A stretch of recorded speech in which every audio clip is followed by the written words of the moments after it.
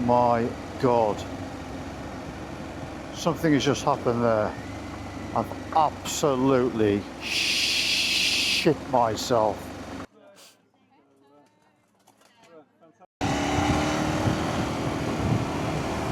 And I just wanted to do a little video about YouTube and about this kind of been messing around by uploading a few videos, and I've been putting a little bit of thought into it and thinking, am I doing it just wasting my time because I just want to upload some videos and keep my memories for the future, or do I want to go somewhere with the channel and kind of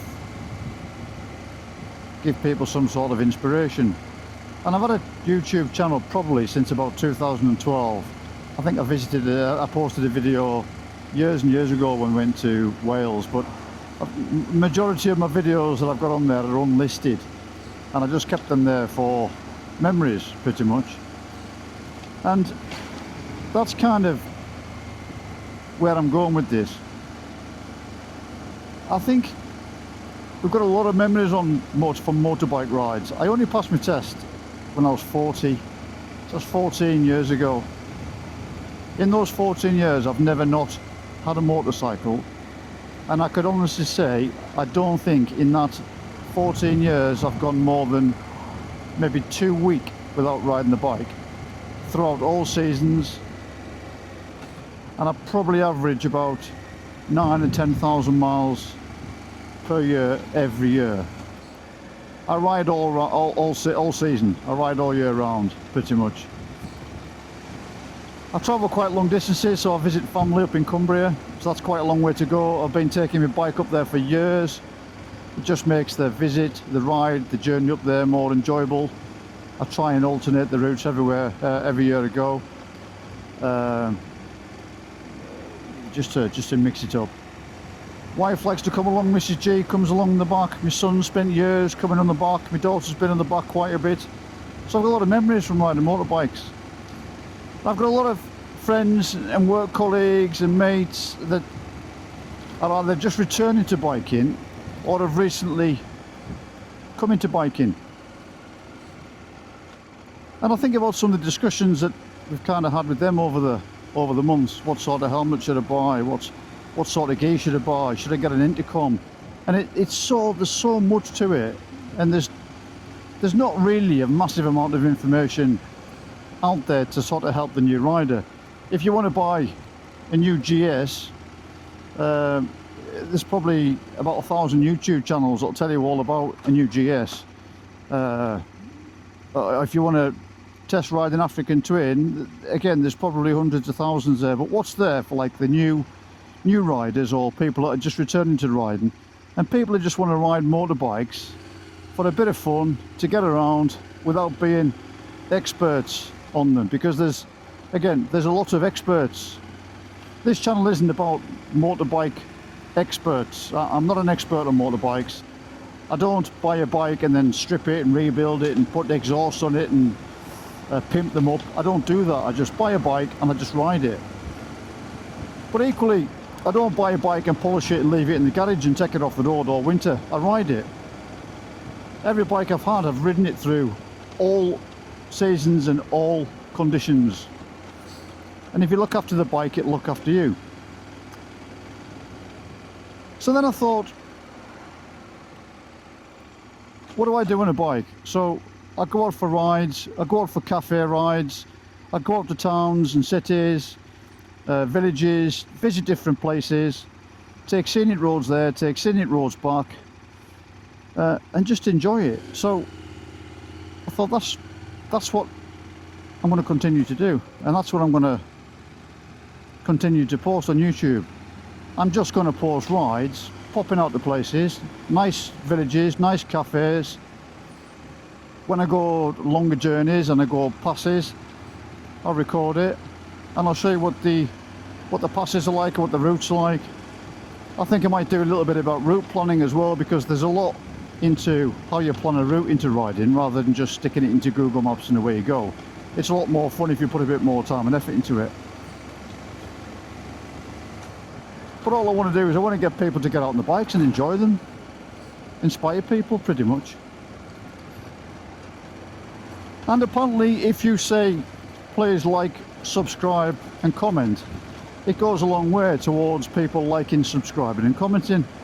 And it doesn't really matter to me because I'm not doing YouTube as a business, but it's nice when people like, subscribe or comment because it makes you feel that there's people that are watching your content, because recording videos, editing them, particularly on 360 cameras, is not easy. It's time consuming, but I quite like doing it, so I don't see any hardship in it. But it's kept me up till 1 o'clock, 2 o'clock in the morning while waiting for a render to finish. I'm just going to switch the camera on. So yeah, that's pretty much what I was going to say. I mean, I'm happy to do some videos on equipment. People talk about, I mean, I've got a adventure type style helmet. I've had a flip front helmet. I've got a car door headset. I've recently upgraded, first time ever, to Gore-Tex motorbike equipment. I'm happy to talk about that. I've gone for years with just waterproofs, and I'm happy to share my experiences. I've learned the hard way. What I've learned is you can't stay dry for 50 quid. It just doesn't happen. I've used my bike to travel with work over the years, and I've arrived in B&Bs and been literally absolutely drenched. And I've had a little B&B room with all my clothes hanging up, trying to dry everything out on a Sunday, ready for me to put it all back on the Monday morning to go from the hotel to where I was working. I've made all those mistakes. I've done all that. I've been there and I've made those mistakes. I'm not saying everybody needs to go out and buy Gore-Tex, because you don't need to go out and buy Gore-Tex. It's about what your intentions are in terms of riding. I've only gone out and bought the Gore-Tex stuff because I ride to, as I've said, to Cumbria quite regularly, and I can go through 3 different seasons.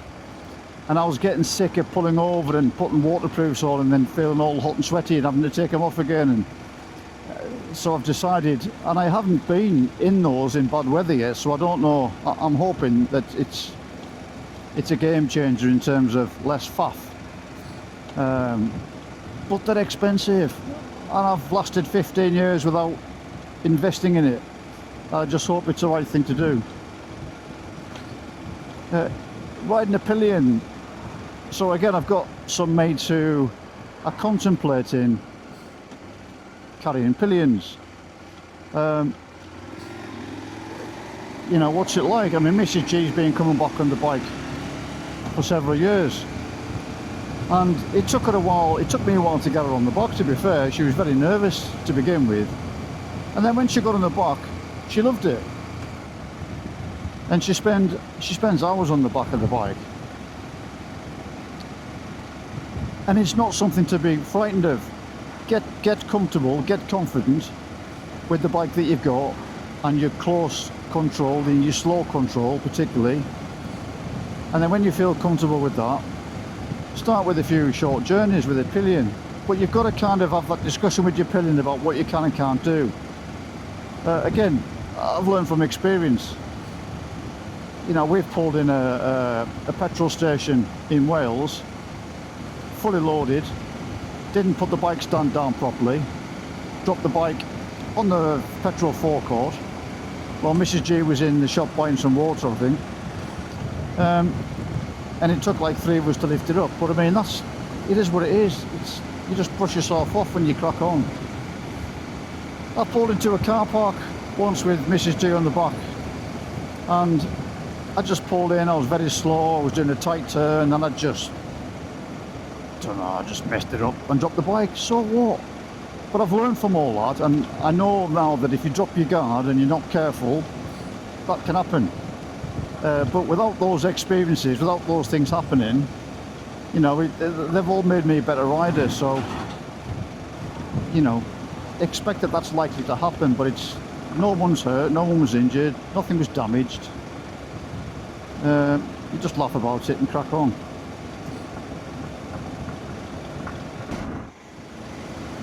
So the other thing I'm doing is I'm trying different camera angles.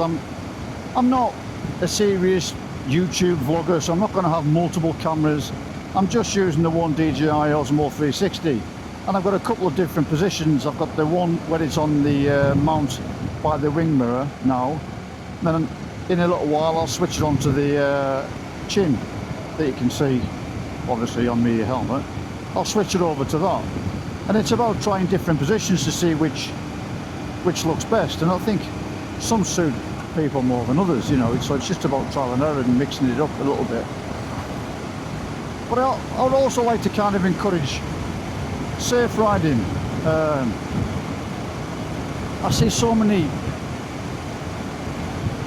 sort of bad riders on the roads, driving like absolute maniacs. We saw a few a couple of weeks ago coming back from the finching field.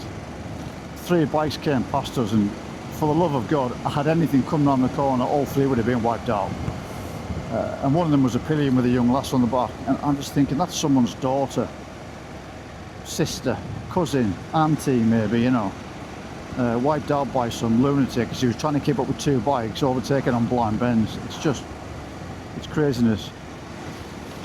And as a newer rider, I would just like to say to people, don't try and keep up with people. It's not a race, just enjoy riding. If you go out with a group of people, don't think that you're slowing people up so you feel as if you have to keep up with them. It's not like that. Anybody in biking knows that, you know, the last thing anybody wants is to have it on their conscience that they were pushing somebody along and they ended up having an accident. No, ride your own ride. That's where we're going. You can ride off ahead if you so wish. You can pull up and let people catch up. You can meet them at the destination. Do whatever you want, but just don't try and drag people along and don't push people along. Let them do their own thing. So I'm up in Rendlesham Forest, and the main purpose of this video this evening, this tractor coming around the corner, look, 3/4 on the other side of the road, was twofold. One, it was to kind of talk about where I've decided I'm going to go in terms of the channel, just taking people along for the ride, visiting places, doing a bit of video on it, keeping it stored in YouTube for my memories. If people like it, people like it. If people gain something from it, then they gain something from it.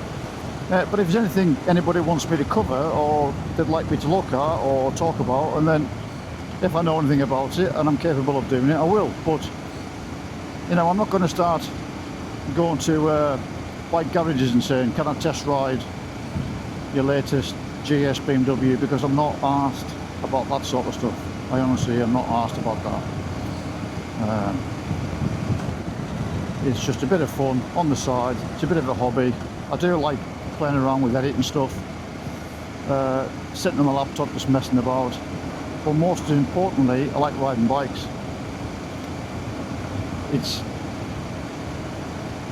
It's therapy.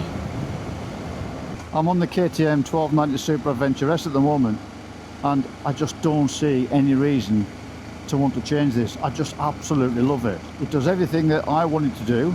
It doesn't suit some people, but for what I wanted to do is perfect. I can load it up, I can take it to Europe. We're off to Luxembourg in a few weeks, the wife and I. That'll be a fair old trek. I can jump on it, load it up and go to Cumbria regularly. I can carry everything I want to carry. I've still got the power. And then I can take all the boxes off and the top box off and put a little bag on the back, and it's a different beast again. So yeah, but if I wasn't riding with a pillion on quite a lot, I would probably get an 800 or a 900, because it's more than capable. Them bikes are more than capable. Some people have got no intentions of riding in wet weather, fine. But what I would say, and I always say to new bike riders, my advice is make a point. I would make a point of going out riding in bad weather at some point, because you will get caught out in bad weather at some point. So even if you go out to try your gear out to see how things work, because if you were to go on a little bit of a longer trip, and you haven't tried your kit out, and all of a sudden your visor's steaming up because you haven't got a pin lock on there, or you haven't got any treatment on your visor, or your gloves, you find that your gloves are leaking in, or your boots or whatever. It can be very, very uncomfortable if you're planning on doing any long rides and you get caught out. Me and Mrs G have been out on the bike in the past and we've got caught out, and we've gone back in the house and we've been literally dripping, and we've took turns to jump in the shower just to warm the bones because we've been bitterly cold, and we've had to hang the clothes up in the shower because they've been that wet. You know, we've done it, but it's character building, I think. Equally, we've driven in some really, really hot temperatures as well. Many years ago we went down to Wales and there was a heat wave just before we were setting off, and all we had was a load of textiles, and we looked at the temperatures and we thought, oh no, we're going with literally with just textiles.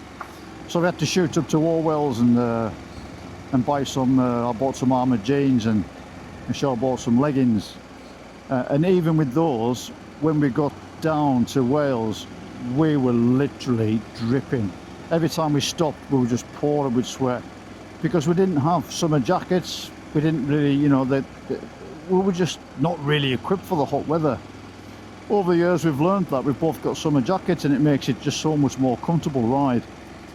When you're dehydrating on a motorbike, it's not good. It's one of the most dangerous things you can do is dehydrate. So, you know, in any walk of life, let alone on a flipping motorbike. So wearing the wrong kit and just dripping with sweat, you just can't replace it. You can't replace the water quick enough.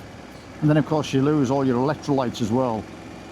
It's just, it can be a nightmare. So you've got to think about that. But that's a tricky one because you need to kind of make sure you still have protection, you know, to go out because it's too hot with shorts on or t-shirts on, or, I mean, that's just suicidal, it really is. It doesn't need to be your fault. It's like driving a car without insurance. The day that you go out there without insurance is the day that somebody pulls out on you and prangs your car. It doesn't matter if it's your fault or not. That's the same with bike gear. And helmets as well. You have to think a lot about your helmet. I mean, people have said to me, I bought a helmet, it was 80 quid. And I think that's great. If you've got an 80-pound head, buy an 80-pound helmet. I haven't got an 80-pound head, so I like to go for something a little bit more expensive. My helmet, my head's not that much better than 80 quid, but it's better than 80 quid.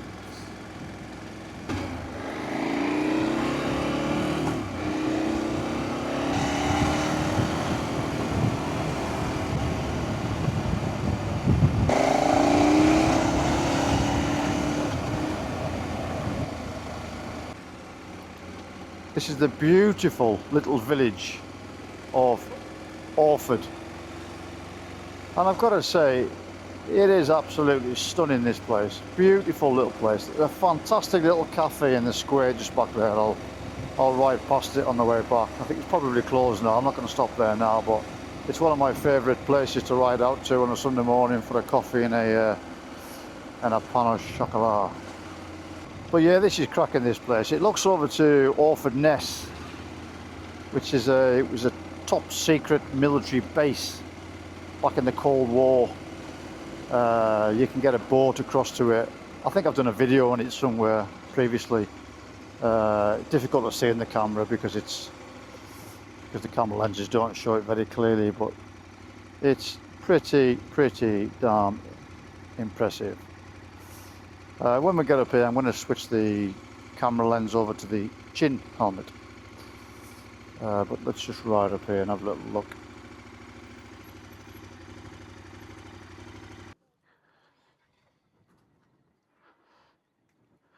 It's a nice little cafe over there, Riverside Tea Rooms, which is really nice. And over in the distance there is Orford Ness. They've flattened most of it, there's a few little bits still there, but it goes on for miles.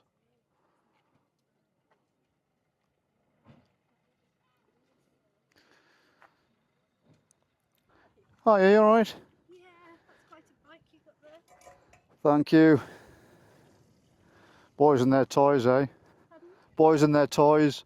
Absolutely. My husband would if he could, but he's had his time. Well, there you go. There you go. He's limping. Come on, you. Hello. Hello. Do you want to say hello? Go on then. Hello. Don't burn your nose. It might be hot. There you go. There you go. So bad, doesn't it? No. Come on, let's go. How are you doing? All right. Yeah, good, thank you.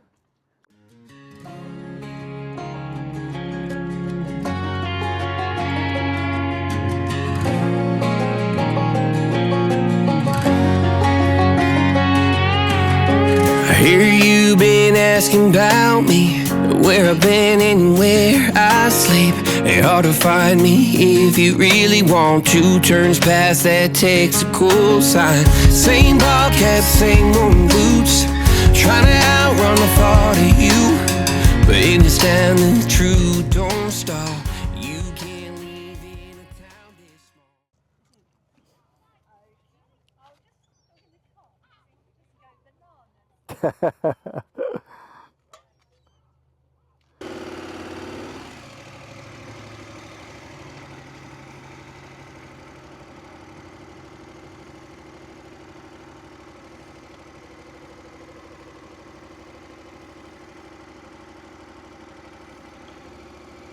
And that for me is the biking community. That's what it's all about. If I was in a car there, he wouldn't have come over and started having a chat. His wife used to ride on the back as well. She was having a chat. He was loving it. Tell me about all the bikes he's ridden.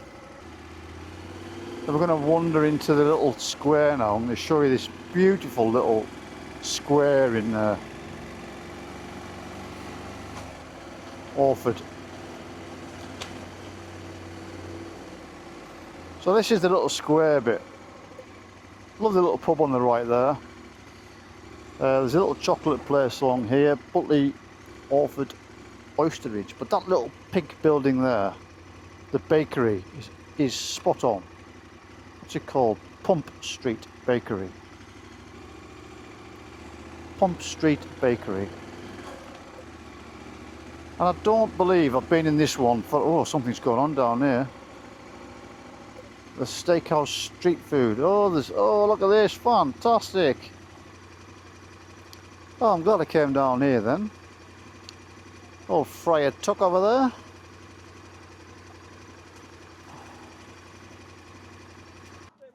What's going on here then? I bet it is a bit warm, yeah. What's going on here today?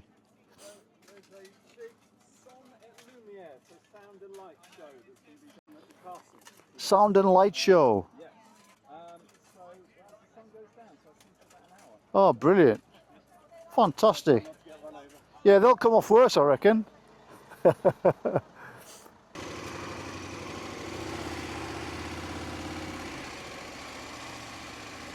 How cool is that?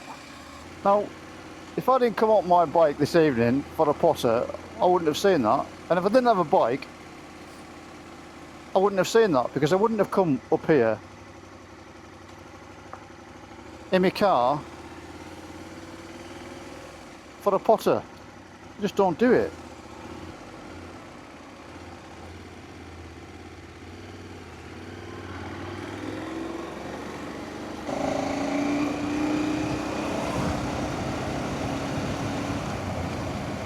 Very nice of them to move over there.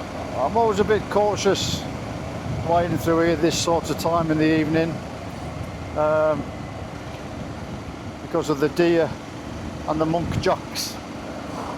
Try and stay fairly far out to the centre of the road if I can, to give me a 50-50 chance if one was to dart out. But I have seen them a number of times just to the left and to the right as I've been riding along here in the evening, so got to be careful because they just shoot out. Sun beginning to set. Beautiful Suffolk.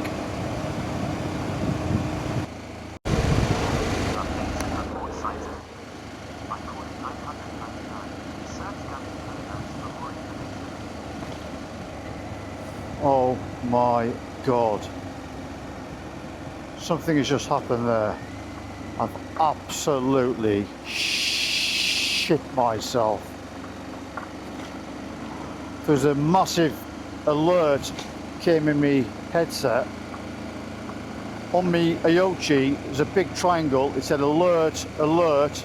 This loud buzzing noise screeching in my ear. I didn't know what the heck was going on. Oh, and it was on full blast as I'm coming around the corner with shingle in the road and a car coming towards me.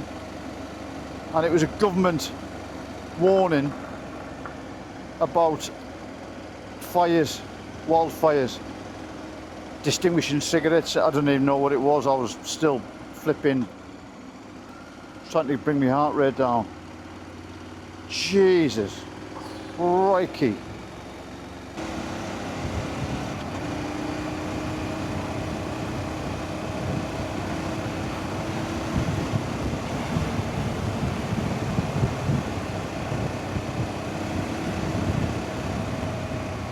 The Unruly Pig, it's always a real nice place to go and eat, that is. I've not been there for a long time. It's used to be really nice. I think it's expensive, but it's nice. I think we've got the Ipswich, sort of Woodbridge Golf Club, is it on the left here? Never had the pleasure of playing there.